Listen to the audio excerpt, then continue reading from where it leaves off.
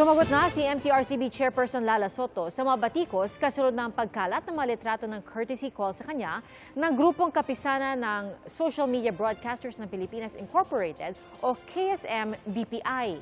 Ang grupong ito nagsampa ng reklamo sa Quezon City Prosecutor's Office nitong Lunes laban sa TV host na sina Vice Ganda at Ayon Perez. Kaugnay ng kontrobersyal na episode ng It's Showtime. Ang episode na ito ang naging basehan ng pagsuspende ng MTRCB sa naturang programa. Ayon kay Soto, noong August 24 pa ang courtesy call na ito kung saan nagpahayag lang daw ng suporta ang grupo sa mga ginagawa ng MTRCB.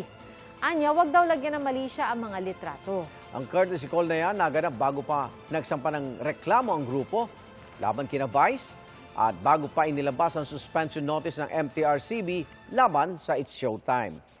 Batay din sa pahayag, itinanggi ng KSM-BPI na naimpluwensyahan sila ng MTRCB sa paghahain ng reklamo.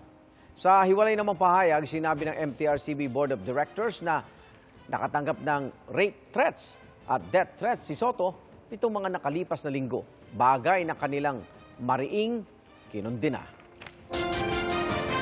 Mga kaibigan, samahan nyo kaming saksiyan ng mga balita. Mag-subscribe sa GMA Integrated News sa YouTube. Para sa mga kapuso abroad, samahan nyo kami sa GMA Pinoy TV at sa www.gmanews.tv.